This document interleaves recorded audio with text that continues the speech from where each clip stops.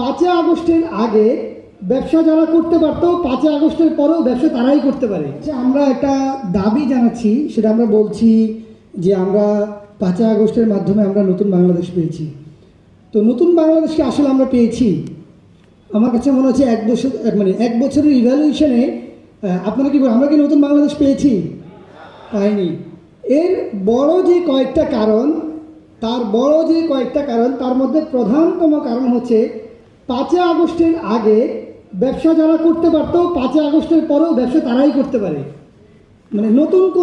নতুনদের ব্যবসার যে সুযোগ, এই সুযোগটা কিন্তু তৈরি করে দেওয়া হয়নি। যেটা ছিল একটা বিপ্লবের পরে কিংবা একটা গণঅভ্যুত্থানের পরে সবচেয়ে বড় যে কাজটি করা দরকার ছিল, যে নতুনদের সুযোগ করে দেওয়া, সেই সুযোগটা কিন্তু এখন পর্যন্ত করে দেওয়া হয়নি। এবং নতুনরা ব্যবসা করবে এই সুযোগটা পরিপূর্ণভাবে বন্ধ করে রাখা হয়েছে। দেখুন, আপনি একটা সরকারি কাজ করতে যাবেন, সরকারি টেন্ডারে পার্টিসিপেট করে আপনাকে বলবে কি, আপনার 15 বছরের এক্সপিরিয়েন্স দেখেন। গত 15 বছরে আওয়ামী লীগের সুদখোর, ঘুষখোর, টাকা পাচার করছে, এই বাইরে কেউ ব্যবসা করেনি। তাহলে এখনও ব্যবসা করতে পারবে তারা, কারণ হচ্ছে 15 বছরের এক্সপিরিয়েন্স তো আমার নাই, কারণ আমি তো টাকা চুরি করিনি। গত 15 বছরে আমি তো ভয় সরকারি টেন্ডার করতো, আমি তো ব্যবসা প্রতিষ্ঠানে আমি ওপেনই করিনি, কারণ আমি বিরোধী রাজনীতি করছি। আমি সারাদিন ছিলাম দৌড়ের উপর, ছিলাম। আমি যে একটু ভালোভাবে ব্যবসা করব, এই চিন্তাটাও আমি করতে পারি নাই। কারণ হচ্ছে আমি যে ব্যবসা করতে যাবো, তখন তো আমার এখানে তুলে নিয়ে আবার জেলে লয়ে যাবে। দরকার কি এত ঝামেলা? ঝামেলা বাদ দিয়ে যারা বিরোধী রাজনীতি করতো কিংবা যারা আওয়ামী লীগ করতো না, এর বাইরে কেউ কোনো সরকারি ব্যবসা বাণিজ্যের মধ্যে যায়নি।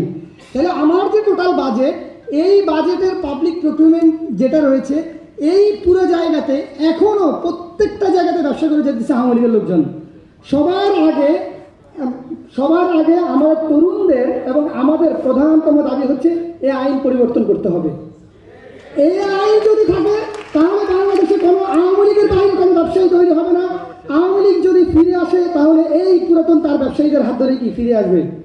আমরা বিভিন্ন রাজনৈতিক দলগুলো সেই ব্যবসায়ীদের কাছ থেকে কি বিভিন্ন দেখা যায়, এনসিপির হয়তো একজন নিবে, বিএনপির একজন নিবে, জামাতের একজন নিবে, তাদের পকেট থেকে কিছু 2-4-5 টাকা পড়ে গেলে 2-4-5 টাকা নিয়ে আমরা সন্তুষ্ট হয়ে যাই না।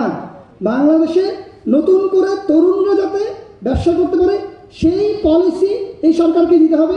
এবং আমি তো দেশের নাগরিক, আমি তো নতুন করে, আমার গত 15 বছরের এক্সপিরিয়েন্স না, যেহেতু আমরা বলছি সব কিছু নতুন করে শুরু হবে, তাহলে আপনি ব্যবসার জায়গা থেকে আপনি টেন্ডারের যে পলিসি, সরকারের আইনের যে পলিসি, এই পলিসিটা নতুন করে দেন।